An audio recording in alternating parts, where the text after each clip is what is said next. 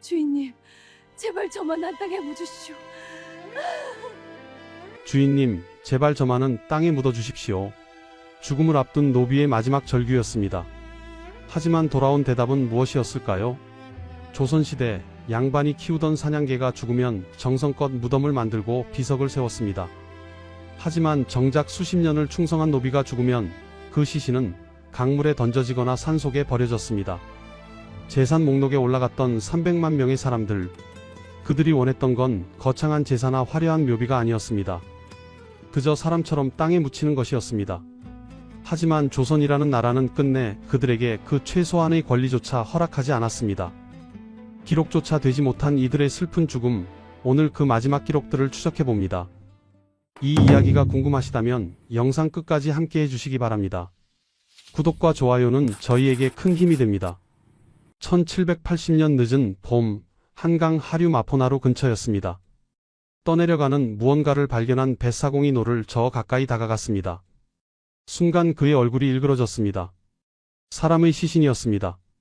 부풀어 오른 몸, 하얗게 질린 얼굴, 물에 불어터진 손가락. 뱃사공은 재빨리 노를 돌렸습니다. 근처에 있던 다른 배들도 슬그머니 자리를 피했습니다. 아무도 그 시신을 건지려 하지 않았습니다. 한참을 떠내려간 시신은 결국 강 하류 어딘가로 사라졌습니다. 나루터에 모여있던 사람들은 이내 각자의 일로 돌아갔습니다. 마치 아무 일도 없었던 것처럼 말입니다. 누군가 물었습니다. 저 시체 누구요? 옆에 있던 노인이 무심하게 대답했습니다. 아마 노비겠지. 요즘 또 전염병이 돌아서 말이야. 그럼 저렇게 그냥 두나요? 노비인데 뭘 어쩌겠어. 주인이 처리하기 귀찮으니 강에 띄운 거겠지. 같은 사람입니다. 같은 인간의 시신입니다. 그런데 왜 아무도 거두어주지 않는 걸까요? 왜 가족들은 나타나지 않는 걸까요? 조선시대 노비는 죽으면 어디로 갔을까요? 오늘은 역사 기록 속에 남겨진 충격적인 진실을 들여다보겠습니다. 조선 왕조 518년 전체 인구의 30%에서 많게는 40%까지 차지했던 노비들. 많을 때는 300만 명에 달했던 이들은 살아서도 물건 취급을 받았지만 죽어서는 더욱 비참했습니다. 경국대전에는 이렇게 적혀 있습니다. 화장을 금한다. 6.25 국가조선에서 시신을 불태우는 것은 중죄였습니다. 부모에게 받은 몸을 훼손하는 것이니 불효 중의 불효였습니다. 그렇다면 모두 땅에 묻었을까요? 아닙니다. 양반은 묻었습니다. 중인도 묻었습니다.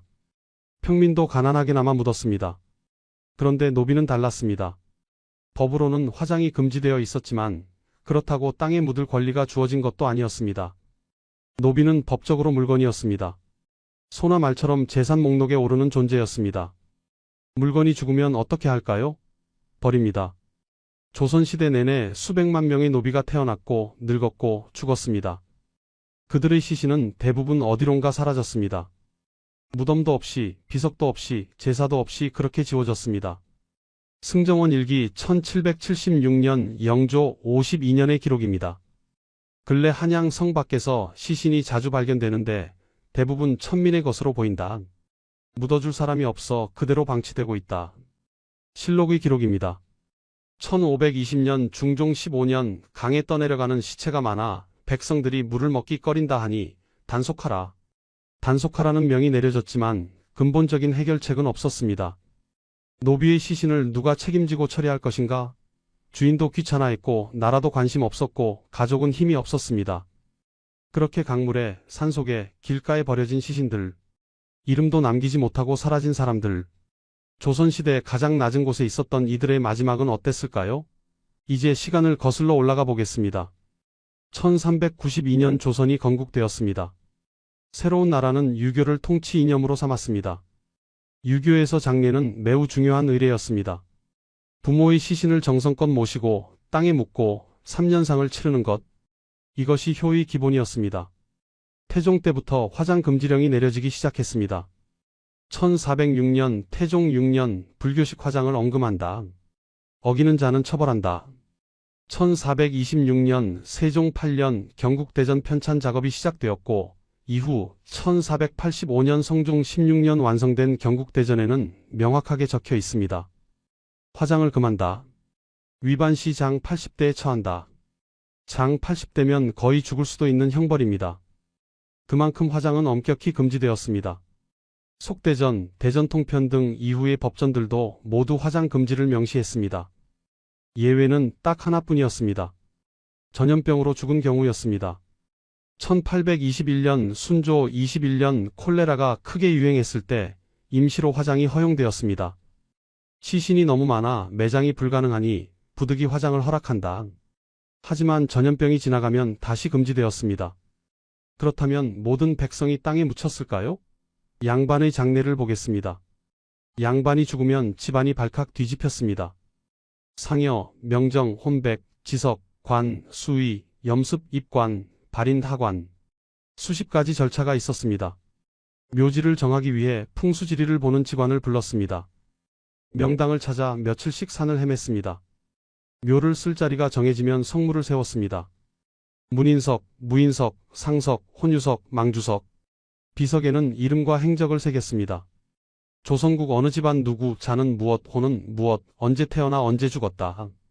일생 동안 무슨 벼슬을 했고 어떤 공을 세웠다. 자손들은 매년 기일이면 묘를 찾아가 제사를 지냈습니다. 3년상 동안은 심효살이를 했습니다. 중인은 어땠을까요? 양반만큼은 아니어도 제대로 된 장례를 치렀습니다. 성물은 없어도 봉부는 만들었습니다. 비석은 작아도 이름은 새겼습니다. 제사도 지냈습니다. 평민은 가난했지만 그래도 땅에는 묻었습니다. 산기슭 한쪽에 작은 구덩이를 파고 관을 넣었습니다. 관이 없으면 거적으로 시신을 싸서 묻었습니다. 봉분도 작았고 비석도 없었지만 그래도 땅에는 묻혔습니다. 가족들은 그 자리를 기억했습니다. 해마다 성묘를 갔습니다. 그런데 노비는 달랐습니다. 경국대전 노비조를 보면 이렇게 적혀 있습니다. 노비는 재산이다. 매매, 상속, 증여가 가능하다. 노비는 사람이 아니라 물건이었습니다. 소, 말, 집, 땅과 같은 재산 목록에 올라 있었습니다. 양반이 죽으면 재산을 나눌 때 이렇게 적었습니다. 전답 몇 마지기, 노비 몇 명, 소 몇 마리. 노비와 소가 나란히 적혔습니다. 살아서 물건이었던 노비는 죽어서도 물건이었습니다. 물건이 고장나면 버리듯 노비가 죽으면 처리했습니다. 법으로는 화장이 금지되어 있었습니다. 하지만 법은 양반에게만 적용되었습니다. 노비에게는 화장 금지법도 매장 권리도 없었습니다. 그저 주인의 편의대로 처리될 뿐이었습니다. 1623년 인조 1년 실록의 기록입니다. 천민의 시신 처리 문제로 논란이 있었으나 결론은 나지 않았다. 나라도 관심이 없었습니다. 노비는 사람도 아니고 법의 보호를 받을 대상도 아니었으니까요. 그렇다면 실제로 노비가 죽으면 어떻게 되었을까요? 다음 이야기에서 구체적으로 들여다보겠습니다. 조선시대 내내 노비의 시신은 4가지 방법으로 처리되었습니다. 첫 번째, 강물에 띄웠습니다. 가장 흔한 방법이었습니다. 한강, 대동강, 낙동강, 금강. 조선 팔도 어디든 큰 강이 있었습니다. 노비가 죽으면 시신을 강가로 끌고 갔습니다. 그리고 물에 띄워 보냈습니다. 그러면 시신은 물살을 따라 떠내려갔습니다. 며칠 후면 강 하류 어딘가에 떠올랐다가 또 떠내려가고 결국에는 바다로 흘러갔습니다. 1776년 영조 52년 승정원 일기에는 이런 기록이 있습니다.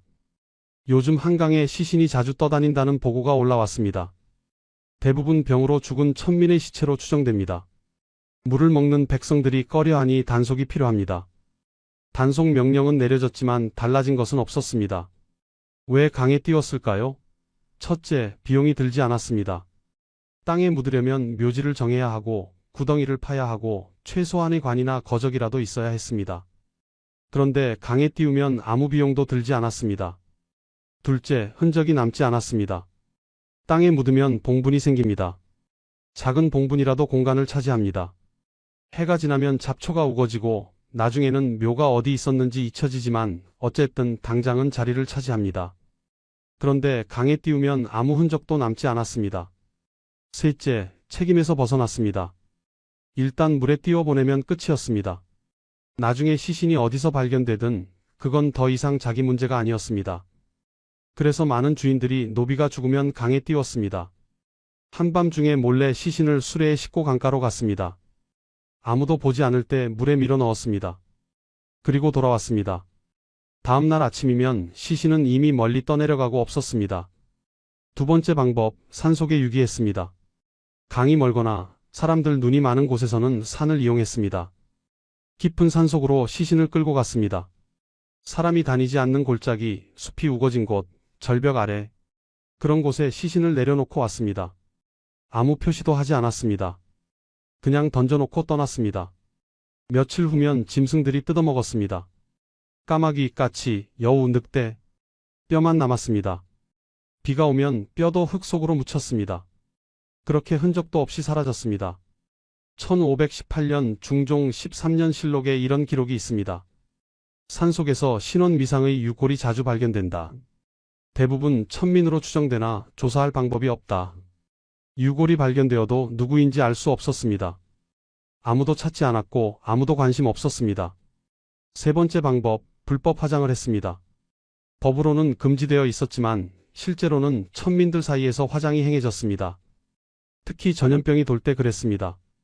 1821년 순조, 21년 콜레라가 대유행했을 때였습니다. 하루에 수백 명씩 죽어나갔습니다. 시신을 일일이 묻을 수가 없었습니다. 한양 성 밖에 큰 구덩이를 파고 시신을 쌓아 올렸습니다. 그리고 불을 질렀습니다. 며칠 동안 연기가 피어올랐습니다. 사람 타는 냄새가 사방에 퍼졌습니다. 백성들은 코를 막고 다녔습니다. 전염병이 아닐 때도 화장은 이루어졌습니다. 노비들끼리 몰래 했습니다.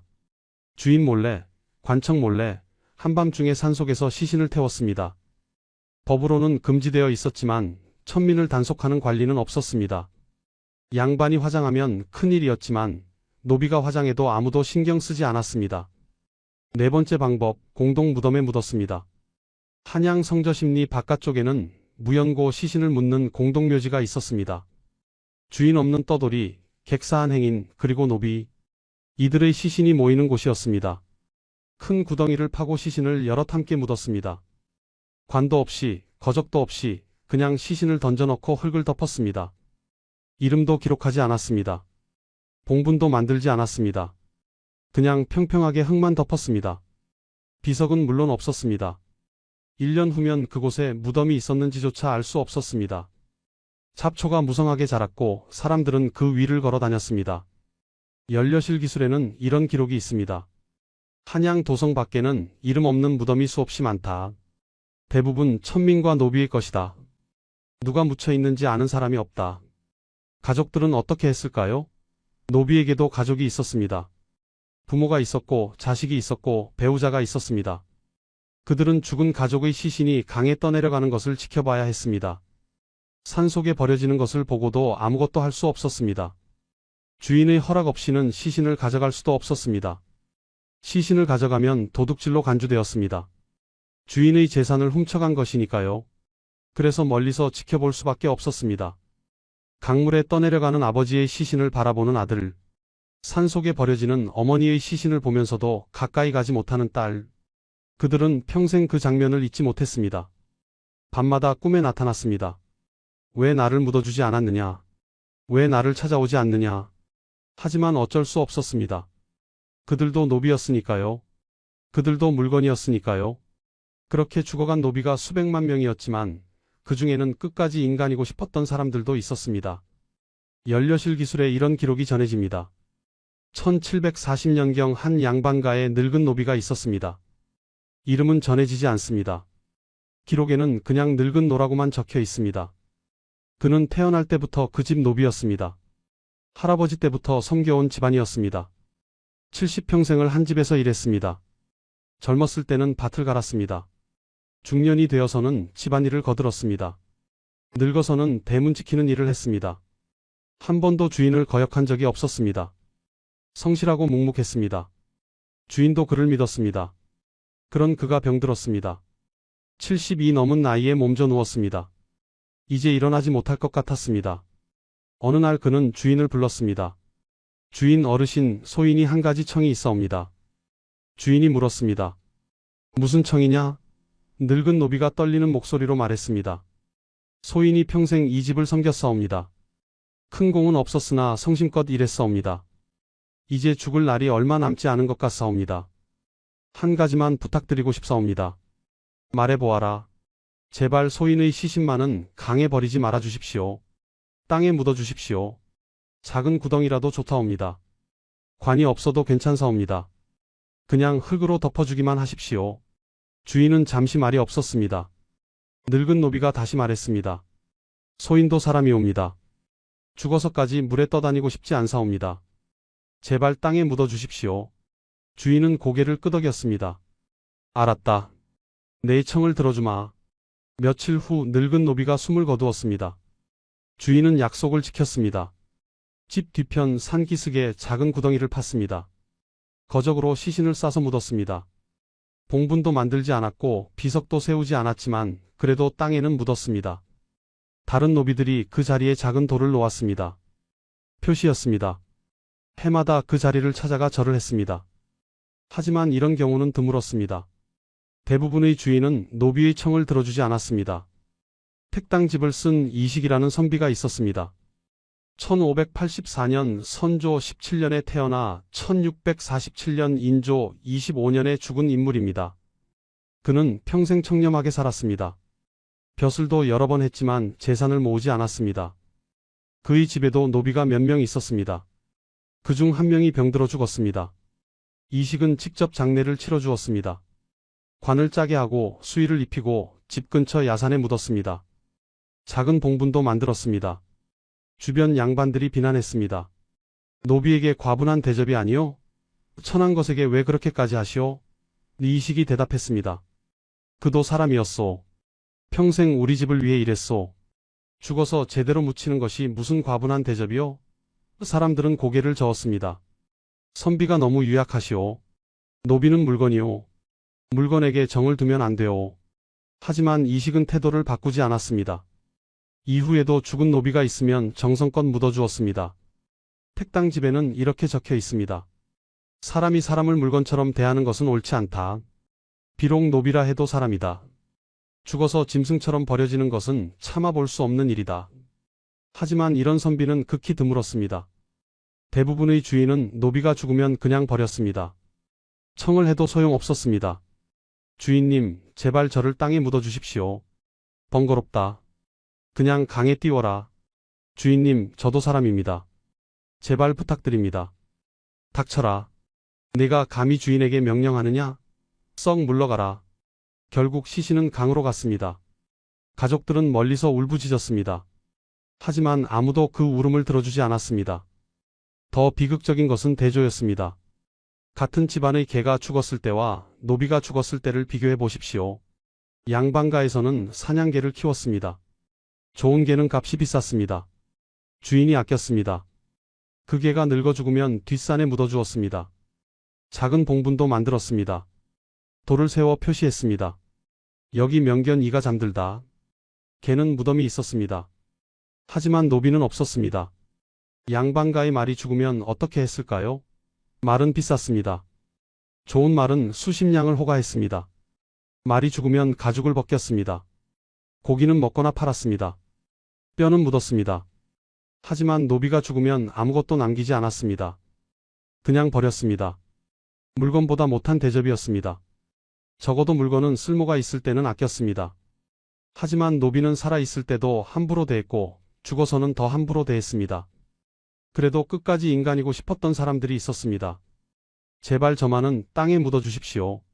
그 간절한 목소리가 300년이 지난 지금도 기록 속에 남아 있습니다. 주인이 버린 시신을 가족이 몰래 가져가면 어떻게 되었을까요? 도둑질로 간주되었습니다.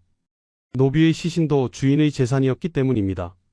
하지만 그럼에도 불구하고 위험을 무릅쓴 사람들이 있었습니다. 승정원 일기 1778년 정조 2년 7월의 기록입니다. 한양의 한 양반가에서 노비 한 명이 병으로 죽었습니다. 주인은 시신을 한강에 띄우라고 명령했습니다. 하인들이 시신을 수레에 싣고 강가로 갔습니다.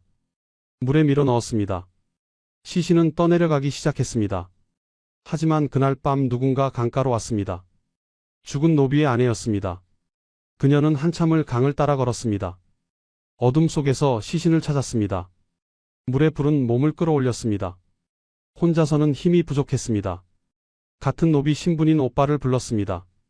둘이서 시신을 수레에 실었습니다. 그리고 한양 성박 야산으로 갔습니다. 밤새도록 땅을 팠습니다. 손에 물집이 잡혔습니다. 피가 났습니다. 하지만 멈추지 않았습니다. 동이 트기 전에 시신을 묻었습니다. 흙을 덮었습니다. 작은 돌을 올려놓았습니다. 표시였습니다. 그런데 문제가 생겼습니다. 주인이 알아차렸습니다. 시신이 사라졌다. 누가 가져갔느냐? 추궁이 시작되었습니다. 결국 아내와 오빠가 잡혔습니다. 감히 주인의 물건을 훔쳐갔느냐? 주인 어르신, 용서하십시오. 저는 그저 남편을 땅에 묻어주고 싶었을 뿐입니다.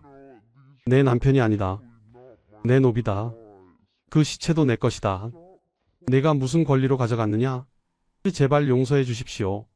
다시는 그러지 않겠습니다. 주인은 관아에 고발했습니다. 내 노비가 물건을 훔쳤으니 처벌해달라. 의금부에서 조사가 시작되었습니다. 아내는 끌려가 국문을 받았습니다. 내가 시신을 훔쳐갔느냐? 이에 소인이 그랬습니다. 왜 그랬느냐? 남편의 시신을 차마 강물에 떠다니게 둘 수 없었습니다. 그것은 내 권한이 아니다. 주인의 물건을 훔친 것이다. 소인이 잘못했습니다. 하지만 제발 남편만은 그대로 묻혀있게 해주십시오. 형조에서 판결이 내려졌습니다. 장 30대에 처한다. 장 30대를 맞았습니다. 등이 터져 피가 흘렀습니다. 하지만 그녀는 후회하지 않았습니다. 남편은 땅에 묻혔습니다. 그것으로 충분했습니다. 이 사건은 승정원 일기에 짧게 기록되어 있습니다. 노비가 주인 몰래 죽은 남편의 시신을 가져가 묻은 사건이 있었다. 형조에서 처벌했으나 정상을 참작하여 가벼운 형에 그쳤다. 가벼운 형이라고 했지만 장 30대는 결코 가벼운 형이 아니었습니다. 또 다른 사례가 있습니다. 연려실 기술에 전해지는 이야기입니다. 1650년경 평안도 어느 마을에 노비 부부가 살았습니다. 남편이 병들어 죽었습니다. 주인은 산에 버리라고 했습니다. 하인들이 시신을 산속에 내다 버렸습니다. 아내는 며칠 동안 울기만 했습니다. 그러다가 결심했습니다. 남편을 그냥 둘 수 없다. 찾아와야 한다. 한밤중에 산으로 갔습니다. 어둠 속에서 시신을 찾았습니다. 이미 짐승들이 뜯어먹기 시작했습니다. 팔 하나가 없어져 있었습니다. 그녀는 남은 시신을 끌어안고 울었습니다. 그리고 그 자리에서 땅을 팠습니다. 맨손으로 흙을 퍼냈습니다. 손톱이 다 빠졌습니다. 손에서 피가 흘렀습니다. 하지만 멈추지 않았습니다. 얕은 구덩이를 만들었습니다. 시신을 넣었습니다. 흙을 덮었습니다. 주변에 있던 돌을 모아 올려놓았습니다. 짐승들이 다시 파헤치지 못하도록 막았습니다. 그리고 그 자리에 앉아서 밤을 새웠습니다. 새벽이 되어서야 마을로 돌아왔습니다. 주인은 알지 못했습니다. 그녀는 이후 매달 그 산을 찾아갔습니다. 주인 몰래 한밤중에 남편의 무덤을 찾아갔습니다. 풀을 뽑아주고 돌을 다시 쌓아주고 절을 했습니다. 20년 동안 그렇게 했습니다. 그녀가 늙어 죽을 때 마지막 유언을 남겼습니다. 나를 남편 곁에 묻어다오. 자식들이 그 말을 따랐습니다. 주인 몰래 어머니의 시신을 산으로 가져갔습니다. 아버지 무덤 옆에 묻었습니다. 부부가 나란히 묻혔습니다. 이름도 없고 비석도 없고 봉분도 없었지만 그래도 함께였습니다. 이런 일들은 기록에 거의 남지 않았습니다. 대부분 몰래 이루어진 일이었기 때문입니다. 하지만 간혹 문집이나 야사에 짧게 언급되어 있습니다. 어떤 노비가 죽은 가족을 몰래 묻었다더라. 주인 몰래 시신을 수습한 노비가 있었다더라. 그 짧은 기록 뒤에는 수많은 사람들의 눈물이 있었습니다. 위험을 무릅쓰고 형벌을 각오하고 그래도 사랑하는 사람을 땅에 묻어주고 싶었던 사람들. 그들도 사람이었습니다. 그들도 가족을 사랑했습니다. 비록 법은 그들을 물건으로 취급했지만 그들의 마음만은 빼앗아갈 수 없었습니다. 하지만 모든 노비가 비참하게 버려진 것은 아니었습니다. 예외가 있었습니다. 나라를 위해 공을 세우거나 주인을 위해 목숨을 바친 노비는 달랐습니다. 선조실록 1597년 선조 30년 9월의 기록입니다. 임진왜란이 한창이었습니다. 왜군이 전라도까지 밀고 내려왔습니다. 한 양반가에 왜군이 쳐들어왔습니다. 주인은 도망쳤습니다. 하지만 주인의 어린 아들이 집에 남아 있었습니다. 겨우 7살이었습니다. 도망칠 틈이 없었습니다. 왜군이 칼을 들고 다가왔습니다. 그때 한 노비가 앞을 막아섰습니다. 이 아이는 안 됩니다. 제발 살려주십시오. 왜군이 칼을 휘둘렀습니다. 노비가 쓰러졌습니다. 하지만 마지막 힘으로 아이를 품에 안았습니다. 왜군이 다시 칼을 내리쳤습니다. 노비는 죽었습니다. 하지만 아이는 살았습니다. 노비의 몸이 아이를 덮어 보호했기 때문입니다. 왜군은 이미 죽은 노비를 차버리고 떠났습니다. 나중에 주인이 돌아와 아들이 살아있는 것을 발견했습니다. 노비의 시신이 아들을 덮고 있었습니다. 주인은 울었습니다. 내가 내 아들을 살렸구나. 주인은 노비의 장례를 정성껏 치러주었습니다. 관을 짜게 했습니다. 수의를 입혔습니다. 자기 선산에 묻었습니다. 작은 비석도 세웠습니다.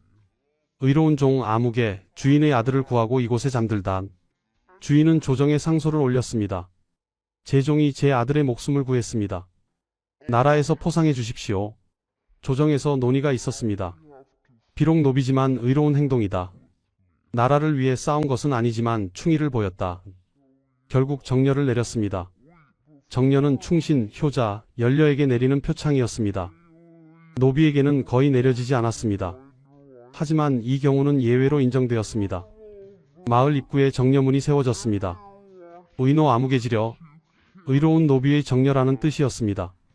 마을 사람들이 지나갈 때마다 절을 했습니다. 노비였지만 존경받았습니다. 또 다른 사례가 있습니다. 지봉유서를 쓴 이수광의 기록입니다. 이수광은 1563년 명종 18년에 태어나 1628년 인조 6년에 죽은 학자입니다. 그의 책에는 이런 이야기가 실려 있습니다. 한 선비가 역적으로 몰려 잡혀갔습니다. 억울한 누명이었습니다. 가족들도 모두 잡혀갔습니다. 집은 몰수되었습니다. 노비들은 뿔뿔이 흩어졌습니다. 하지만 한 노비만은 끝까지 남았습니다. 이름은 전해지지 않습니다. 그냥 늙은 종이라고만 적혀 있습니다. 그는 주인을 따라 유배지까지 갔습니다. 주인을 모셨습니다. 밥을 지어주고 빨래를 해주고 병들면 간호했습니다. 주인이 물었습니다. 너는 왜 떠나지 않느냐? 이제 우리 집안은 끝났다. 너도 자유롭게 살아라. 노비가 대답했습니다. 소인은 태어날 때부터 이 집 노비였습니다. 주인님이 역적이든 아니든 소인에게는 주인이십니다. 어찌 혼자 떠나겠습니까? 그 주인은 눈물을 흘렸습니다. 고맙다. 10년 후 주인의 누명이 벗겨졌습니다. 무죄로 풀려났습니다. 집으로 돌아왔습니다. 그런데 늙은 노비가 병들어 있었습니다. 10년 동안 고생하느라 몸이 망가졌습니다. 주인이 약을 구해주고 치료했지만 소용없었습니다. 노비가 죽었습니다. 주인은 정성껏 장례를 치러주었습니다. 자기 조상 묘 바로 옆에 묻었습니다. 비석을 세웠습니다. 의로운 종 아무개 끝까지 주인을 섬기고 이곳에 잠들다. 주인은 평생 그 무덤을 돌보았습니다. 해마다 제사를 지냈습니다. 자손들에게도 말했습니다. 저 무덤을 잊지 마라. 저 사람이 우리 집안을 지켰다. 지봉유설에는 이렇게 적혀 있습니다. 비록 노비였으나 그 의리는 선비보다 높았다. 신분은 낮았으나 마음은 고결했다. 또 있습니다. 정조실록 1800년 정조 24년의 기록입니다. 한 노비가 전쟁터에서 공을 세웠습니다. 적장의 목을 베었습니다. 나라에서 포상을 내렸습니다. 양인으로 신분을 올려준다.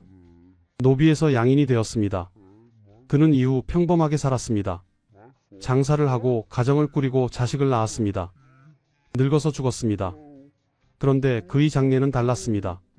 양인이었으므로 정식 장례를 치를 수 있었습니다. 관을 짰습니다. 상여를 꾸렸습니다. 묘지를 정했습니다. 비석을 세웠습니다. 아무개 본래 노비였으나 나라에 공을 세워 양인이 되다. 여기 잠들다. 같은 사람인데 신분이 바뀌니 죽음도 바뀌었습니다.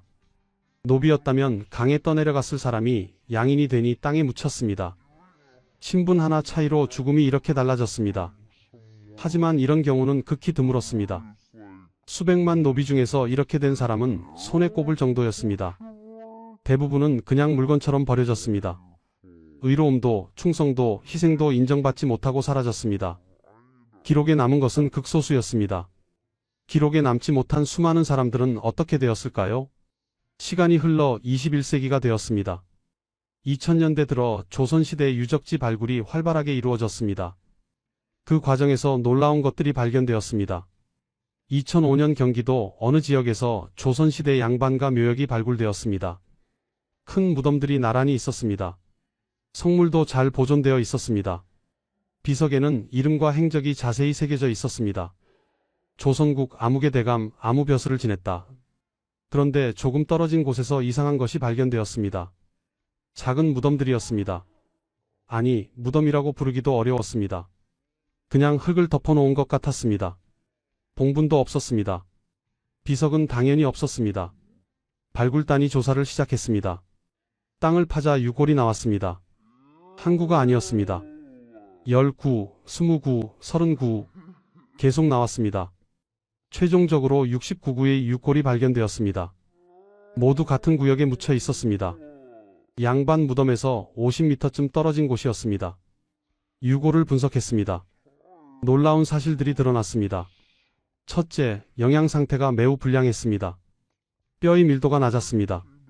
성장기에 제대로 먹지 못한 흔적이 역력했습니다. 둘째, 외상 흔적이 많았습니다. 갈비뼈가 부러진 채 아문 흔적, 팔뼈가 골절되었다가 붙은 흔적, 두개골에 금이 간 흔적, 평생 고된 노동과 폭력에 시달린 흔적들이었습니다. 셋째, 부장품이 전혀 없었습니다. 양반 무덤에서는 도자기, 동전, 장신구 등이 나왔습니다. 하지만 이 무덤들에서는 아무것도 나오지 않았습니다. 옷도 제대로 입히지 않은 것 같았습니다. 넷째, 관의 흔적이 거의 없었습니다. 몇몇 유골에서만 나무 조각이 발견되었습니다. 대부분은 그냥 흙에 묻은 것 같았습니다. 발굴단은 결론을 내렸습니다. 이들은 노비였을 가능성이 높습니다. 양반가에 딸린 노비들이 죽으면 이곳에 묻었던 것으로 보입니다. 기록을 찾아보았습니다. 이 양반가의 문중 기록에 이런 내용이 있었습니다. 노비가 죽으면 뒷산 북쪽 기슭에 묻는다. 북쪽 기슭이 바로 유골이 발견된 곳이었습니다. 200년, 300년 동안 이 집안의 노비들이 죽으면 그곳에 묻었던 것입니다. 이름도 기록되지 않았습니다. 누가 언제 죽었는지도 기록되지 않았습니다. 그냥 노비 묘지라고만 적혀 있었습니다. 땅은 기억하고 있었습니다. 사람들은 잊었어도 땅은 그들을 품고 있었습니다. 69구의 유골, 69명의 사람, 각각 이름이 있었을 것입니다. 각각 삶이 있었을 것입니다. 사랑하는 사람이 있었을 것이고 슬픔과 기쁨이 있었을 것입니다. 하지만 아무것도 남지 않았습니다. 뼈만 남았습니다. 2012년에는 서울 외곽에서 조선시대 공동묘지가 발굴되었습니다. 무연고 시신을 묻던 곳이었습니다. 수백 구의 유골이 나왔습니다. 겹겹이 쌓여 있었습니다. 한 구덩이에 여러 시신을 함께 묻은 흔적이 있었습니다. 이름을 알 수 없었습니다. 신분도 정확히 알 수 없었습니다. 하지만 유골의 상태로 보아 대부분 천민이었을 것으로 추정되었습니다. 영양 상태가 불량했고 외상 흔적이 많았고 부장품이 없었습니다. 발굴단장이 말했습니다. 이들은 역사에 기록되지 않은 사람들입니다. 하지만 분명히 존재했던 사람들입니다. 이들도 조선시대를 살았고 이들도 이 땅의 역사입니다. 유골들은 박물관에 보관되었습니다. 신원 미상, 시대 미상, 신분 추정 천민, 그렇게 라벨이 붙었습니다. 300년 전 한강에 떠내려갔던 시신을 기억하십니까? 서론에서 본 그 장면 말입니다. 1780년 한강 마포나루, 떠내려가는 시신, 아무도 거두지 않는 죽음. 이제 우리는 압니다. 그 시신이 어디로 갔는지. 강 하류로 떠내려가 어딘가 강변에 걸렸을 것입니다. 썩어서 뼈만 남았을 것입니다. 비가 오면 흙에 묻혔을 것입니다. 그렇게 흔적도 없이 사라졌을 것입니다. 아니면 누군가 건져서 공동묘지에 묻었을 수도 있습니다. 이름도 모르는 채로 어느 쪽이든 그는 사라졌습니다. 역사에서, 기록에서, 기억에서 사라졌습니다. 하지만 그도 사람이었습니다. 누군가의 아버지였을 수도 있고 누군가의 남편이었을 수도 있습니다. 꿈이 있었을 수도 있고 사랑하는 사람이 있었을 수도 있습니다. 하지만 신분이 노비였기에 죽어서 물건처럼 버려졌습니다. 수백만 명이 그렇게 사라졌습니다. 조선 왕조 518년 동안 땅은 기억합니다. 발굴된 유골이 증언합니다. 우리도 여기 있었습니다. 우리도 살았습니다. 우리도 사람이었습니다. 1894년 고종 31년 갑 5개혁이 단행되었습니다. 공노비가 먼저 해방되었습니다. 1886년 고종 23년에 이미 공노비 해방령이 내려졌지만 완전하지 않았습니다. 1894년 개혁으로 산노비까지 포함한 모든 노비 제도가 공식적으로 폐지되었습니다. 법적으로 노비는 사라졌습니다. 하지만 현실은 달랐습니다. 수백 년 이어진 관습은 하루아침에 바뀌지 않았습니다. 여전히 상놈, 천것이라는 말이 쓰였습니다. 여전히 차별이 있었습니다. 노비 출신들은 여전히 가난했고 여전히 무시당했습니다. 장래만은 조금 달라졌습니다. 적어도 법적으로는 모든 사람이 땅에 묻힐 권리를 얻었습니다. 더 이상 신분 때문에 강에 버려지지 않았습니다. 하지만 가난한 사람들은 여전히 제대로 된 장례를 치르기 어려웠습니다. 1900년대 초의 기록을 보면 이런 내용이 있습니다. 서울 성 밖에는 여전히 무연고 시신이 묻히는 공동묘지가 있다. 이제는 신분이 아니라 재산이 없는 사람들이 그곳에 묻힌다. 신분제는 사라졌지만 빈부격차는 남았습니다. 그리고 이때 놀라운 일이 하나 있었습니다. 1905년경의 일입니다. 한 양반가의 후손이 조상 묘역을 정리하고 있었습니다. 묘역 주변을 살펴보다가 이상한 것을 발견했습니다.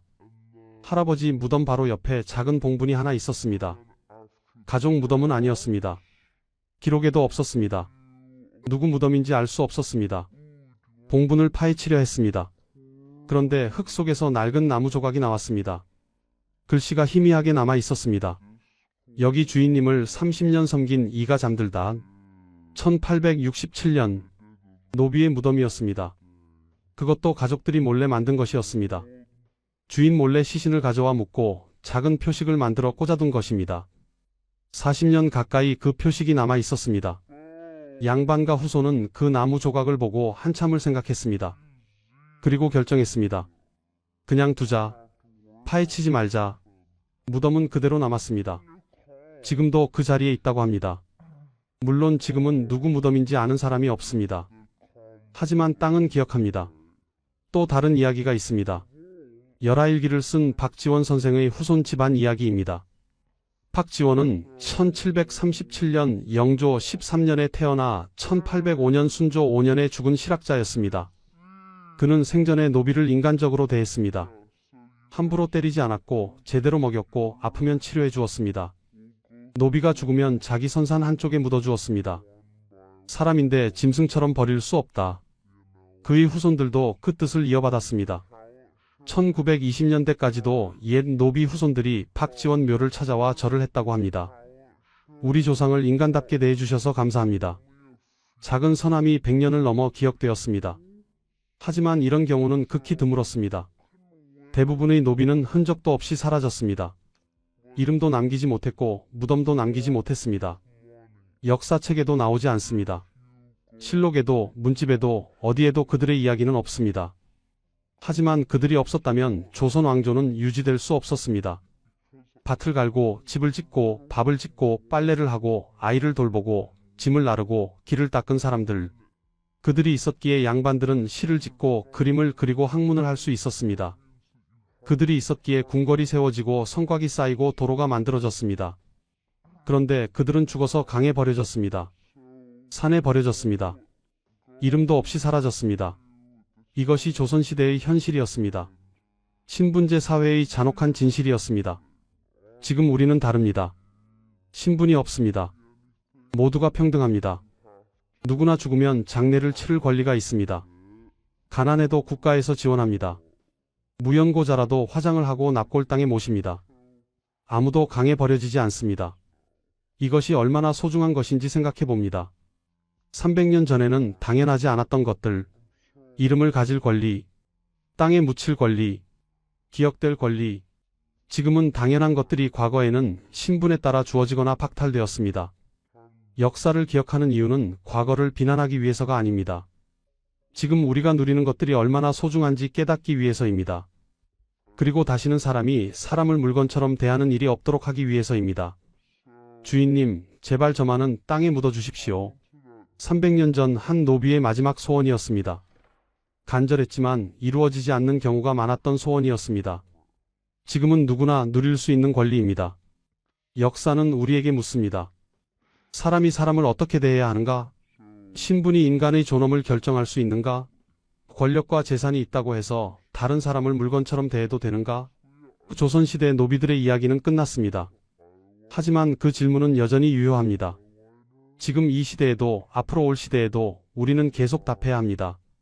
모든 사람은 존엄합니다. 신분과 관계없이, 재산과 관계없이, 권력과 관계없이 말입니다. 이것이 역사가 우리에게 주는 교훈입니다. 지금까지 조선시대 노비의 죽음과 그 이후에 대한 이야기였습니다. 이 이야기가 여러분께 작은 깨달음이 되었기를 바랍니다. 구독과 좋아요 부탁드립니다. 감사합니다. 조선시대에도 좀비가 있었다? 많은 분이 드라마 킹덤을 보며 조선판 좀비 사태에 열광하셨죠. 그런데 여러분 그거 아십니까? 1670년 조선에 진짜 살아있는 지옥이 펼쳐졌다는 사실을요. 하늘에선 이상한 핏빛 해가 뜨고 여름에 눈이 내리더니 전국에서 수십만 명이 이유도 모른 채 쓰러져 죽어갔습니다. 기록에 따르면 당시 관리들조차 손을 쓸 수 없어 수천 구의 시신을 한꺼번에 구덩이에 파묻어야 했습니다. 픽션보다 더 잔혹했던 실제 역사, 그날의 참극으로 여러분을 안내합니다. 이 이야기가 궁금하시다면 영상 끝까지 함께 해주시기 바랍니다. 구독과 좋아요는 저희에게 큰 힘이 됩니다. 1671년 6월 4일 조선 현종 12년 여름이었습니다. 대사원 장선징이 떨리는 손으로 상소문을 올렸습니다. 성 안팎에 굶어 죽은 시체가 도로에 이어지고 있습니다. 혹은 부모 처자가 서로 배고 깔고 함께 죽은 경우도 있고, 혹은 어미는 이미 죽고 아이가 그 곁에서 엎드려 그 젖을 만지며 빨다가 고치어 따라 죽기도 합니다. 이것은 과장이 아니었습니다. 한양 성 밖거리에는 정말로 시신들이 즐비했습니다. 아침에 멀쩡하던 사람이 저녁에는 길바닥에 쓰러져 있었고, 밤새 또 다른 시신들이 그 옆에 나란히 누웠습니다. 장선징은 상소를 이어갔습니다. 울고불고 신음하는 소리에 지나가는 자도 흐느낍니다. 더욱이 전염병은 날로 치솟아 열풍이 불꽃을 일으키는 듯한 기세입니다. 병에 걸리지 않은 사람이 드문데 걸렸다 하면 곧 성 밖에서 죽습니다. 사방이 연병이라 온통 움막을 지어 끝없이 펼쳐지니 참혹한 광경과 놀라운 심정을 이루 말할 수 있겠습니까? 그의 표현은 절박했습니다. 서울 밖의 죽어가는 참상은 이미 전쟁에 비길 바가 아닙니다. 임진왜란, 병자호란을 겪은 조선이었지만 이 광경은 전쟁보다 더 처참했습니다. 전쟁에서는 적어도 적군과 아군이 있었습니다. 하지만 1671년 한양에는 오직 죽음만이 있었습니다. 보이지 않는 적이 양방과 상로, 남녀노소를 가리지 않고 덮쳤습니다. 한성부에서는 급히 승려들을 동원했습니다. 관리들만으로는 시신을 수습할 수 없었습니다. 하급 관원들도 기근으로 제대로 일할 수 없는 상태였습니다. 승려들은 성 밖으로 나가 시신을 모았습니다. 수십 구, 수백 구, 수천 구, 한꺼번에 파묻었습니다. 한 곳이 아니었습니다. 여러 곳에서 수천 구씩 합동 매장이 이루어졌습니다. 훗날 세월이 흘러 도성을 정비할 때 한꺼번에 매장된 사람 해골 수천 구가 쏟아져 나왔다는 기록이 남아 있습니다. 과연 무엇이 조선을 이 지경으로 만들었을까요? 이 비극은 어떻게 시작되었을까요? 때는 1년 전으로 거슬러 올라갑니다. 1670년 조선 현종 11년 음력 1월 1일이었습니다. 새해 첫날 아침 한양 하늘에 이상한 현상이 나타났습니다. 속은 붉고 겉은 푸른 햇무리가 해를 둘러쌌습니다. 사람들은 고개를 들어 하늘을 바라보며 수군거렸습니다. 저것은 무슨 징조인가? 조선 사람들에게 햇무리와 달무리는 단순한 자연현상이 아니었습니다. 하늘이 보내는 경고였습니다. 대개 다음날 비가 내리거나 큰 먼지가 있다는 징조로 해석되었습니다. 1월 4일 이번에는 달무리가 나타났습니다. 그리고 놀랍게도 한 달 내내 햇무리와 달무리가 매일같이 관측되었습니다. 승정원 일기는 이 이상 현상을 빠짐없이 기록했습니다. 매일 나타나는 무리 현상. 이것은 심상치 않았습니다. 관상감 관리들은 불안해했고 조정 대신들은 왕에게 보고했습니다. 현종은 30살의 젊은 나이였습니다. 1659년 아버지 효종의 뒤를 이어 즉위한 지 11년째였습니다. 그는 예속 논쟁이라는 정치적 소용돌이를 견뎌냈고 나라를 안정시키기 위해 노력해왔습니다. 하지만 하늘의 징조는 그를 불안하게 만들었습니다. 불길한 징조는 하늘에만 있지 않았습니다. 1월 한반도 남부지방 곳곳에서 지진이 일어났습니다. 지진 측량 기술이 없던 당시에 체감할 정도의 지진이니 결코 약하지 않았을 것입니다. 한두 곳이 아니었습니다. 여러 곳에서 연쇄적으로 지진이 발생했습니다. 땅이 흔들리고 기와가 떨어졌습니다. 사람들은 겁에 질렸습니다. 그리고 동시다발적으로 한반도 북부와 중부에서 전염병이 조금씩 퍼지기 시작했습니다. 현종 11년 1월 4일 충청도 감사가 보고를 올렸습니다. 전염병이 도내를 돌아 513명이 통증을 호소하고 사망자가 30명에 이르렀습니다. 같은 날 전라도에서도 보고가 올라왔습니다. 598명이 감염되었고 43명의 사망자가 속출했습니다. 1월의 말입니다. 아직 겨울이었습니다. 전염병은 보통 따뜻한 계절에 기승을 부리는데 한겨울에 이렇게 많은 감염자가 나왔다는 것은 심상치 않았습니다. 현종은 각 지방에 의관과 약을 보냈습니다. 하지만 이것은 시작에 불과했습니다. 2월에 들어 전염병은 전국으로 확산되기 시작했습니다. 평안도, 경상도, 함경도에서 차례로 보고가 올라왔습니다. 감염자가 늘고 사망자가 늘었습니다. 하지만 아직 조정은 심각성을 완전히 깨닫지 못했습니다. 1670년은 경술년이었습니다. 60갑자로 경술년. 조선 사람들은 후에 이 해와 다음 해를 합쳐 경신대기근이라 불렀습니다. 경술년과 신해년 앞 글자를 따서 경신대기근. 조선 역사상 최악의 재난 중 하나로 기록될 2년이 시작되고 있었습니다. 1670년 경신대기근 당시 조선을 휩쓴 전염병의 정체는 무엇이었을까요? 당시 기록에는 역병, 온역, 여역 등으로 표현되어 있지만 조선 후기 가장 무서운 전염병 중 하나는 바로 천연두였습니다. 천연두. 조선 사람들은 이것을 두창 마마, 손님이라고 불렀습니다. 특히 마마라고 높여 부른 이유가 있었습니다. 너무 무서워서 함부로 이름을 부를 수 없었기 때문입니다. 마치 중전 마마나 동국 마마를 대하듯 공손하게 모셔야 했습니다. 마마신이 일단 집에 들어오면, 즉 천연두에 걸리면 말 그대로 마마를 접대하듯이 극진히 모시면서 곱게 나가주기만을 빌 수밖에 없었습니다. 천연두는 왕족과 천민을 가리지 않았습니다. 치사율이 약 30%에 달했고 어린아이의 경우 감염되면 80%가 죽었습니다. 살아남더라도 얼굴과 몸에 곰보 자국이 남았습니다. 조선시대 관리들의 초상화를 모은 진신화 상첩을 보면 22명 중 5명의 얼굴에 마마 자국이 선명하게 남아 있습니다. 영조 50년인 1774년 묵과에 합격한 18명의 초상화 중에서도 3명에게 천연두 흉터가 있었습니다. 이것이 당시 현실이었습니다. 천연두를 앓고 살아남은 사람이 그만큼 많았다는 뜻입니다. 왕실도 예외가 아니었습니다. 1418년 정월 태종의 아들인 성령대군이 완두창에 걸려 죽었다는 기록이 조선왕조실록에 남아 있습니다. 이것이 조선왕조실록에 기록된 왕족의 천연두 사망 사례 중 가장 이른 것입니다. 그 후로도 계속되었습니다. 1678년 숙종 4년 9월 8일이었습니다. 도성 아래에서 두창이 크게 번졌습니다. 대신들이 아뢰었습니다. 조사들로 하여금 궁궐 중에 출입하는 자는 모두 피하게 하며 정시도 창덕궁의 인정전으로 옮겨 설치하게 하소서.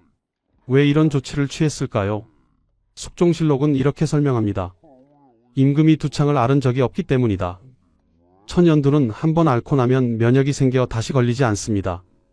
하지만 한 번도 앓지 않은 사람은 언제든 걸릴 수 있었고 걸리면 죽을 수도 있었습니다. 그래서 왕이 천연두를 앓지 않았다면 궁궐 출입을 통제하고 심지어 과거 시험 장소까지 옮겨야 했습니다. 왕조차 천연두 앞에서는 피해야 했습니다. 한 달 후인 1680년 10월 18일 더 심각한 일이 벌어졌습니다. 왕비인 인경왕후가 두창에 걸린 것입니다. 숙종실록은 기록합니다. 중궁이 편찮은 징후가 있었는데 증세가 두창병환이었다. 그때 임금도 또한 아직 두창을 앓은 적이 없었으므로 약방 도제조 김수왕이 청대하여 임금이 다른 궁궐로 옮길 것을 청하니 임금이 이것을 허락하였다. 왕비가 천연두에 걸렸으니 왕이 다른 궁궐로 피신한 것입니다. 부부이지만 함께 있을 수 없었습니다. 전염될 위험이 있었기 때문입니다. 다음 날 숙종은 창경궁으로 갔습니다. 왕비는 혼자 병을 앓아야 했습니다. 1680년 10월 26일 숙종은 몸소 시약청에 나아가 인경왕후의 병환을 살폈습니다. 숙종실록은 당시 상황을 생생하게 기록했습니다. 김석주는 맥도를 진찰해보고 잇따라 소리를 내어 안부를 여쭈었고 숙종은 베개에 기대어 혼미한 상태로 단지 턱만 끄덕일 뿐이었다. 왕비의 상태가 심각했습니다. 의식이 혼미했고 제대로 대답할 수도 없었습니다. 10월 28일 비로소 환후가 낮아졌습니다. 11월 1일에는 크게 회복되어 비로소 딱지가 떨어졌습니다. 천연두는 처음 걸리면 열이 몹시 높고 사흘 만에 반점이 생깁니다. 그 후 부스럼이 일어나고 고름이 흐르고 딱지가 생겼다가 떨어지기까지 대체로 12일 정도 걸렸습니다. 인경왕후는 이 과정을 거쳐 살아났습니다. 하지만 딱지가 저절로 떨어지기 전에 가려움에 긁어서 떼면 곰보 자국이 생겼습니다. 왕비조차 이 흉터를 피할 수 없었을 것입니다. 천연두의 공포는 1670년 경신대기근 당시에도 마찬가지였습니다. 기근으로 영양실조에 걸린 사람들은 면역력이 떨어졌고 그 상태에서 천연두에 걸리면 거의 살아남을 수 없었습니다. 어린아이들은 더욱 취약했습니다. 한 집안의 아이들이 모두 천연두로 죽는 일도 흔했습니다. 조선 중기 판서를 지낸 정경세는 두창으로 죽은 아들을 위해 제문을 썼고 두창으로 죽은 동생을 기리는 제문도 남겼습니다. 반대로 아이들이 두창에서 회복된 것을 기뻐한 시도 있습니다. 천연두에서 살아남는 것이 그만큼 기적 같은 일이었습니다. 사람들은 무속에 의지했습니다. 마마신에게 제사를 지내고 구슬하고 부적을 붙였습니다. 심지어 섣달금업날에는 어린이에게 못생긴 가면을 씌우고 재웠습니다. 마마신이 못생긴 아이는 가져가지 않는다고 믿었기 때문입니다. 마마신이 질투가 많아서 다른 귀신이 들어오는 것을 싫어한다는 믿음도 있었습니다. 그래서 천연두 환자가 있는 집에서는 제사도 지내면 안 된다고 했습니다. 율곡 이인은 해주향약에서 이런 풍습을 개탄하며 천연두를 핑계로 제사를 폐하는 자가 있으면 양반과 평민을 막론하고 중벌로 다스리라고 했습니다. 하지만 왕실에서조차 천연두를 두려워하여 피병을 했던 터라 소용이 없었습니다. 미신적 대응이었지만 실제로는 나름 합리적인 면도 있었습니다. 천연두는 공기로 전염되는 병이었습니다. 전염병 환자가 있는 집에서 제사를 지낸다고 집안 사람들이 모두 모였다가는 모두 감염되어 가문이 풍비박산 날 수 있었습니다. 당대 사람들이 과학적 원인은 알지 못했어도 어떤 상황에서 천연두가 전염되는지는 경험으로 알고 있었던 것입니다. 1670년 경신대기근 당시 2만 3천 명 이상이 전염병으로 사망했다는 기록이 있습니다. 그중 상당수가 천연두였을 것으로 추정됩니다. 천연두는 1879년 지석영이 일본에서 종두법을 배워와 보급하기 전까지 조선 사람들을 괴롭혔습니다. 조선 왕조 500년 내내 천연두는 끊임없이 창궐했고 수많은 사람이 죽었습니다. 왕도, 왕비도, 대군도, 공주도, 양반도, 백성도 모두 천연두 앞에서는 평등했습니다. 모두 똑같이 무력했습니다. 1670년 윤 2월 26일이었습니다. 봄을 앞둔 이 시점에 한양의 아침부터 눈이 내리기 시작했습니다. 2월에 눈이 내리는 것은 이상한 일이 아니었지만 이날의 눈은 달랐습니다. 정오가 되자 팥 크기만 한 우박이 하늘에서 떨어졌습니다. 사람들은 놀라 집 안으로 숨었습니다. 이틀 후 경상도에서도 같은 일이 벌어졌습니다. 우박이 쏟아졌습니다. 3월에 들어서도 비가 오지 않았습니다. 봄 가뭄이 시작된 것입니다.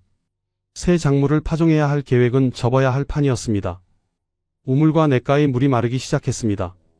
농민들은 하늘을 보며 한숨을 쉬었습니다. 비가 와야 할 때 비가 오지 않았습니다. 그런데 이런 상황에 평안도 6고을에서는 서리가 내렸습니다. 봄인데 서리가 내렸습니다. 냉해가 예상되었습니다. 씨앗을 뿌려도 얼어 죽을 판이었습니다. 4월에 들어 상황은 더욱 악화되었습니다. 4월 초순까지 연이어 서리와 우박이 내렸습니다. 곡식의 싹이 죽었습니다. 목화와 삼배도 모두 피해를 입었습니다. 심지어 3월에 눈이 내리는 기현상까지 보였습니다. 하늘이 완전히 미쳐버린 것 같았습니다. 평안도 감사 민유중이 형 민정중에게 보낸 편지가 남아 있습니다. 1670년 5월의 편지였습니다. 그는 이렇게 썼습니다. 올해는 정말 이상합니다.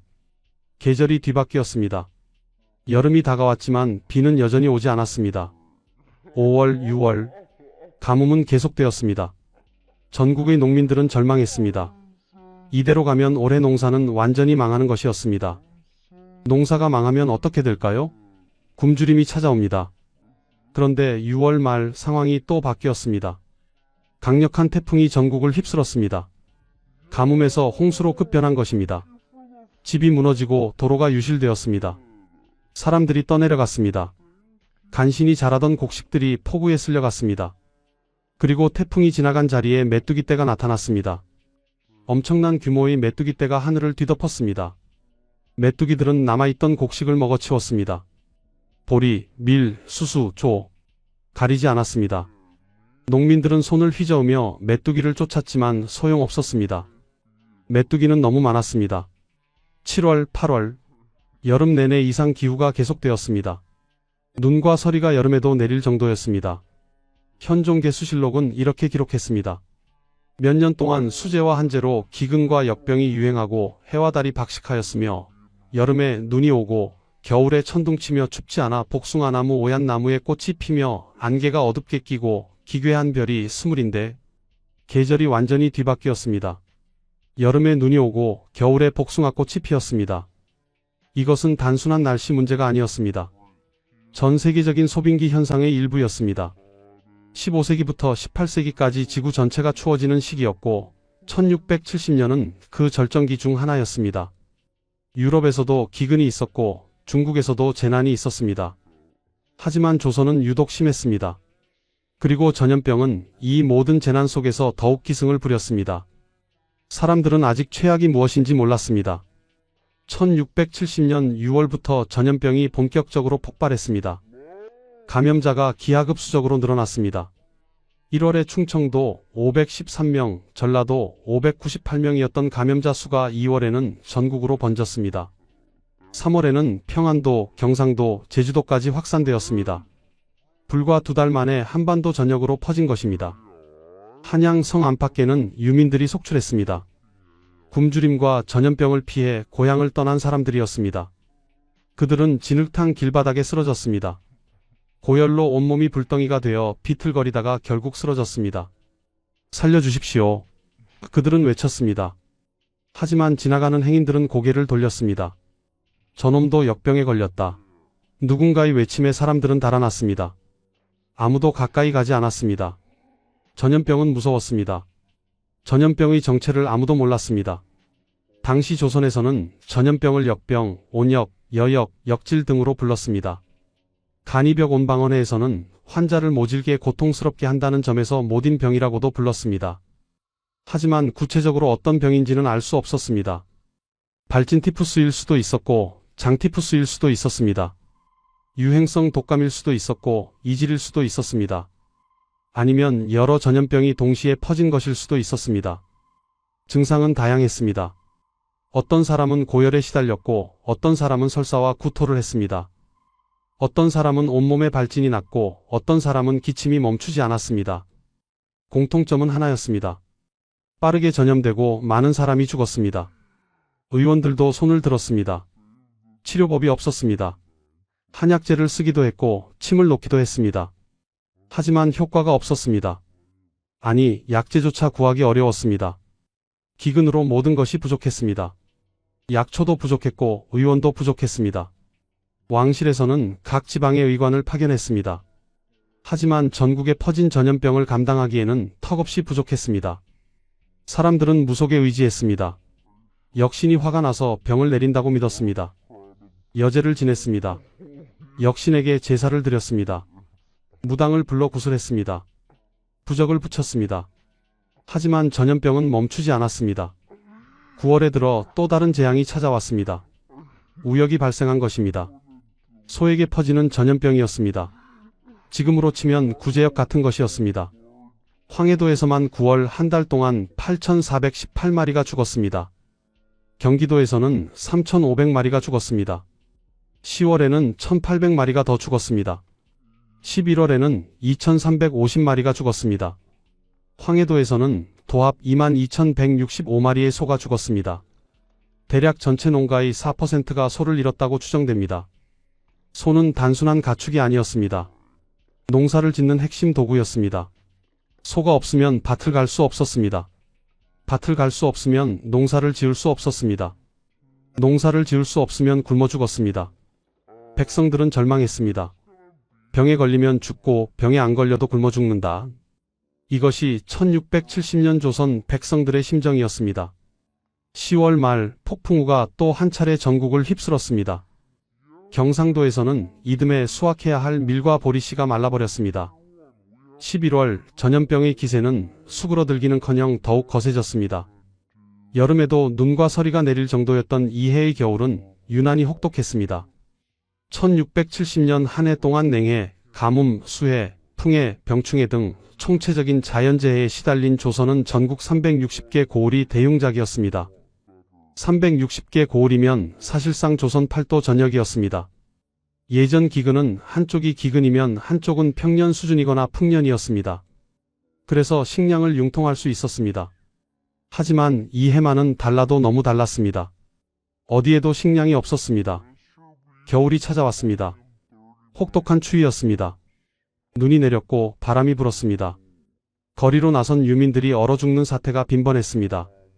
그들은 집도 없었고 옷도 없었고 식량도 없었습니다. 그저 거리를 헤매다가 추위에 얼어 죽었습니다. 아침이 되면 거리 곳곳에 얼어 죽은 시신들이 널려 있었습니다. 유민들은 살기 위해 무슨 짓이든 했습니다. 남의 옷을 빼앗았습니다. 심지어 시신의 옷을 벗겨 입었습니다. 죽은 사람은 추위를 느끼지 못하니 산 사람이 입어야 한다고 생각했습니다. 도둑질이 횡행했습니다.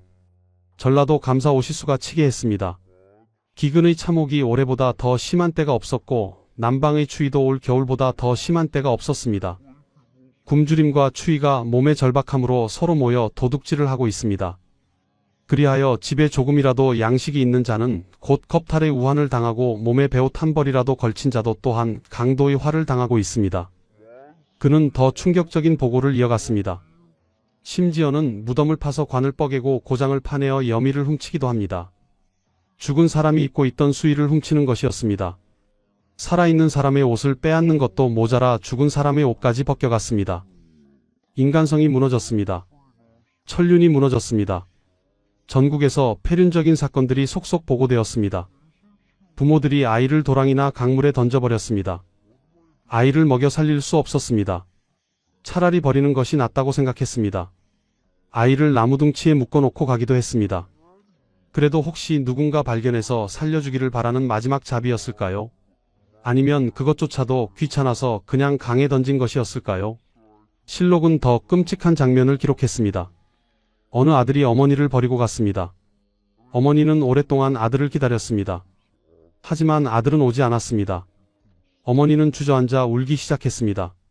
그리고 그 자리에서 얼어 죽었습니다. 효자의 나라 조선에서 벌어진 일이었습니다. 6.25 국가조선에서 자식이 부모를 버렸습니다. 살기 위해서였습니다. 오직 살기 위해서였습니다. 1671년 1월 16일 조정에서는 한양 도성 안에 진흥소를 3곳 설치했습니다. 굶주린 백성들에게 죽을 나눠주는 곳이었습니다. 하지만 3곳으로는 부족했습니다. 지방에서 올라온 백성들까지 감안해 용산과 홍제원에 추가로 설치했습니다. 2월 한 달 동안 2만 명이 진흥소에서 죽을 얻어먹었습니다. 사람들이 너무 많이 몰렸습니다. 서로 밀치고 떠밀었습니다. 그 과정에서 80세 노파가 밝혀 죽는 사고가 발생했습니다. 굶어 죽지 않으려고 진흥소에 왔다가 밝혀 죽었습니다. 이것이 1671년 조선의 현실이었습니다. 봄이 왔지만 희망은 없었습니다. 작년에 씨앗을 제대로 뿌리지 못했으니 올해도 농사를 망칠 것이 뻔했습니다. 설사 씨앗을 뿌린다 해도 소가 없어 밭을 갈 수 없었습니다. 밭을 간다 해도 또 이상 기후가 찾아올지 몰랐습니다. 백성들은 절망했습니다. 내년도, 내후년도 이럴 것 같았습니다. 끝이 보이지 않았습니다. 1671년 6월 4일, 우리는 이제 이 날짜를 압니다. 영상의 시작 부분에서 본 그날입니다. 대사헌 장선징이 현종에게 상소를 올렸습니다. 이제 우리는 그 상소문의 배경을 모두 알고 있습니다. 1년 전 불길한 징조로 시작해 지진과 가뭄과 홍수와 태풍과 메뚜기와 전염병과 우역과 혹한을 모두 겪은 후의 상소문이었습니다. 장선징은 떨리는 손으로 붓을 들었을 것입니다. 성 안팎에 굶어 죽은 시체가 도로에 이어지고 있습니다. 그는 목격한 것을 있는 그대로 썼습니다. 혹은 부모 처자가 서로 베고 깔고 함께 죽은 경우도 있고, 혹은 어미는 이미 죽고 아이가 그 곁에서 엎드려 그 젖을 만지며 빨다가 고치어 따라 죽기도 합니다. 일가족이 함께 굶어 죽었습니다. 어미가 먼저 죽고 아기는 죽은 어미의 젖을 빨다가 따라 죽었습니다. 아기는 어미가 죽은 줄 몰랐을 것입니다. 그저 배가 고파서 젖을 찾았을 것입니다. 하지만 젖은 나오지 않았고 아기는 그렇게 죽어갔습니다. 울고불고 신음하는 소리에 지나가는 자도 흐느낍니다. 거리 곳곳에서 울음소리가 들렸습니다. 아직 죽지 않은 사람들이 울고 있었습니다. 곧 죽을 사람들이 신음하고 있었습니다. 지나가는 사람들조차 눈물을 흘렸습니다. 하지만 그들도 도울 수 없었습니다. 자기 목숨 부지하기도 힘들었습니다. 더욱이 전염병은 날로 치솟아 열풍이 불꽃을 일으키는 듯한 기세입니다. 전염병이 더 무서웠습니다. 굶주림은 천천히 죽지만 전염병은 빠르게 죽었습니다. 병에 걸리지 않은 사람이 드문데 걸렸다 하면 곧 성 밖에서 죽습니다. 대부분의 사람이 병에 걸렸습니다. 그리고 병에 걸리면 곧 죽었습니다. 성 안에서 죽지 못하고 성 밖에서 죽었습니다. 병자를 성 밖으로 내보냈기 때문입니다. 전염을 막기 위해서였습니다. 사방이 연병이라 온통 움막을 지어 끝없이 펼쳐지니 참혹한 광경과 놀라운 심정을 이루 말할 수 있겠습니까? 성 밖에는 움막이 끝없이 늘어서 있었습니다. 병자들을 격리한 움막이었습니다. 그 안에서 사람들이 죽어갔습니다. 장선징은 마지막으로 썼습니다. 서울 밖의 죽어가는 참상은 이미 전쟁에 비길 바가 아닙니다. 임진왜란도 겪었고 병자호란도 겪은 조선이었습니다. 하지만 이것은 전쟁보다 더 참혹했습니다. 현종은 이 상소문을 읽고 무엇을 느꼈을까요? 그는 1670년 5월 2일 이미 자책한 바 있었습니다. 현종계수실록은 그의 말을 기록했습니다. 가엾은 우리 백성들이 무슨 죄가 있단 말인가? 아, 허물은 나에게 있는데 어째서 재앙은 백성들에게 내린단 말인가? 그는 왕이었지만 무력했습니다. 하늘을 바꿀 수 없었고 전염병을 막을 수 없었고 굶주림을 해결할 수 없었습니다. 1671년 8월 21일 어전회의가 열렸습니다. 기근 대책을 모색하는 회의였습니다. 영의정 허적이 말했습니다. 기근의 참혹함이 팔도가 똑같아 백성들의 일이 만극하고 국가의 존망이 결판났습니다. 조선이 망할지도 모른다는 위기감이었습니다. 그 정도로 상황이 심각했습니다. 허적은 이어 말했습니다. 책임이 신하에게도 있고 임금에게도 있다고 했습니다. 현종은 고개를 숙였을 것입니다. 왕으로서 나라를 지키지 못한 자책감. 하지만 그가 할 수 있는 일은 많지 않았습니다. 7월에 삼남지방 수군의 훈련을 중지하도록 지시했습니다. 굶주린 상태에서 훈련을 시킬 수 없었기 때문입니다. 8월에 유민이 본격적으로 발생했습니다. 많은 사람이 죽었습니다. 실록은 기록했습니다. 지난해의 흉년은 예전에 없던 것이어서 굶주리고 떠돌아다니다가 죽은 자가 태반이나 됩니다. 절반이 죽었다는 것입니다. 과장일까요? 사실일까요? 우리는 곧 숫자로 확인하게 될 것입니다. 1670년부터 1671년까지 2년간의 공식 기록을 정리하면 이렇습니다. 전염병 감염자 5만 2천 명, 사망자 2만 3천 명 이상, 치사율 약 44%였습니다. 감염되면 2명 중 1명이 죽었다는 뜻입니다. 지역별로 보면 전라도 사망자가 1만 2,500명으로 전체의 54%를 차지했습니다. 경상도는 4,000명으로 17%였습니다. 나머지는 다른 지역에 분산되었습니다. 하지만 이것은 공식 기록입니다. 실제 사망자는 훨씬 많았을 것입니다. 당시 행정력이 마비된 상태에서 모든 감염자와 사망자를 집계할 수 없었습니다. 특히 산골이나 외딴 지역의 경우 보고조차 되지 않았을 가능성이 높습니다. 전염병만이 아니었습니다. 기근으로 인한 아사자가 더 많았습니다. 추정치는 다양합니다. 보수적으로는 수십만 명, 많게는 100만 명까지 추정됩니다. 당시 조선의 인구가 약 1200만 명에서 1600만 명 정도였으니 최소 수퍼센트에서 최대 8% 정도의 인구가 2년 만에 사라진 것입니다. 이것을 현대로 환산하면 어떻게 될까요? 2020년 기준 대한민국 인구가 약 5200만 명입니다. 8%면 약 400만 명입니다. 2년 만에 400만 명이 죽는다고 상상해 보십시오. 그것이 1670-1671년 조선의 현실이었습니다. 한양에서만 수천 구의 시신이 합동 매장되었습니다. 여러 차례에 걸쳐 수천 구씩 묻었습니다. 정확한 숫자는 알 수 없지만 기록에 따르면 수천 구라는 표현이 반복됩니다. 훗날 세월이 흘러 도성을 정비할 때 한꺼번에 매장된 해골 수천 구가 쏟아져 나왔다고 합니다. 땅을 파니 뼈가 나왔습니다. 한두 구가 아니었습니다. 수천 구였습니다. 그들은 누구였을까요? 이름도 없이 죽어간 사람들이었습니다. 조선 왕조 500년간 역병 기록은 총 1455건이 있습니다. 평균적으로 1년에 2-3건의 전염병 기록이 있다는 뜻입니다. 500년 중 160개년, 즉 32%의 해에 역병이 발생했습니다. 3년에 한 번꼴로 전염병이 돌았습니다. 그 중에서도 경신대기근 시기는 특히 심각했습니다. 현대의 코로나19와 비교해 보겠습니다. 2020년부터 2022년까지 전 세계 코로나19 사망자는 약 680만 명으로 추정됩니다.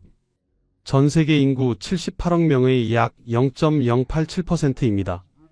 반면 1670-1671년 조선은 인구의 최소 2%에서 최대 8%가 사망했습니다. 비율로 따지면 코로나19보다 훨씬 치명적이었습니다. 물론 당시에는 의료기술이 발달하지 않았고 위생관념도 부족했습니다. 하지만 그것을 감안하더라도 엄청난 수치입니다. 경신대기근은 단순히 자연재해가 아니었습니다. 소빙기라는 전 지구적 기후 변화, 그로 인한 농업 생산성 저하, 영양실조로 인한 면역력 저하, 그리고 전염병의 창궐이 복합적으로 작용한 결과였습니다. 한 가지 요인만으로는 이렇게 많은 사람이 죽지 않았을 것입니다. 하지만 모든 것이 동시에 일어났습니다.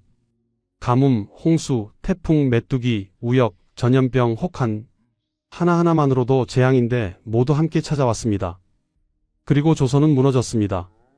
경신대기근이 끝난 지 24년이 지난 1695년 조선 숙종 21년이었습니다.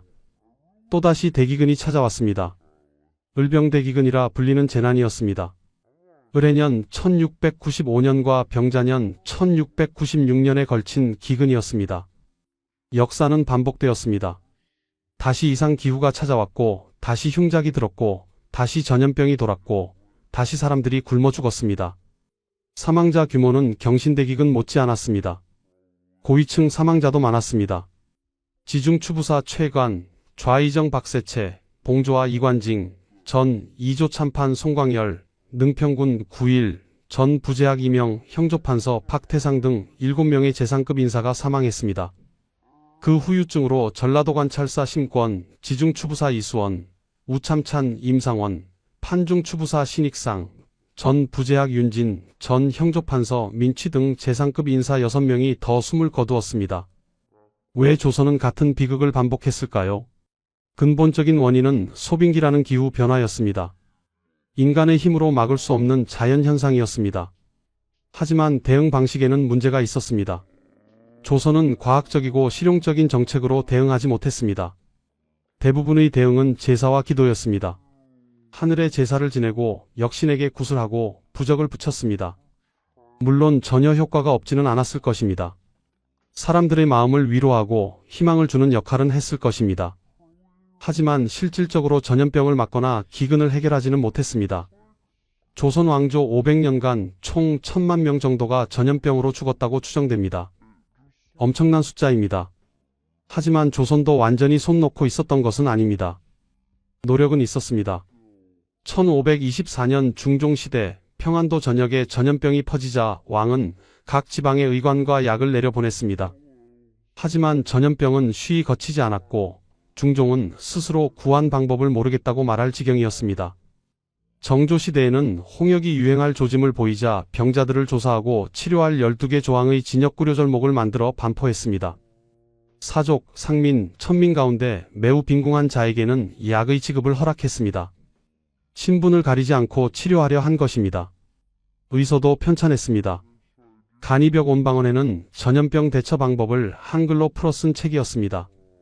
양반만이 아니라 일반 백성도 읽을 수 있도록 한 것입니다.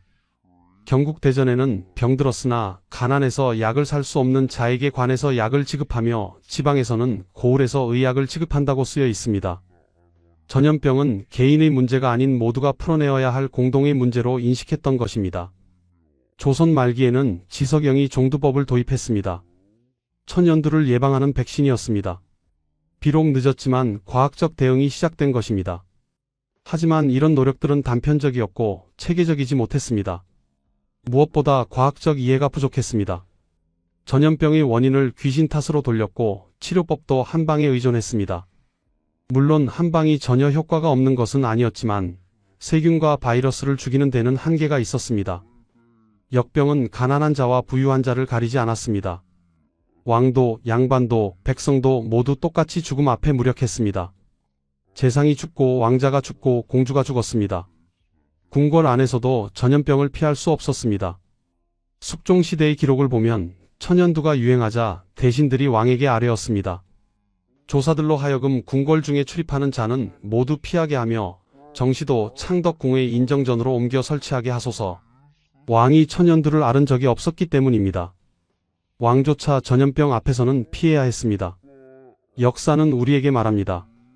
재난 앞에서 과학과 연대만이 답이라고. 미신과 기도로는 전염병을 막을 수 없습니다. 정확한 진단, 효과적인 치료, 체계적인 방역만이 답입니다. 그리고 혼자서는 살아남을 수 없습니다.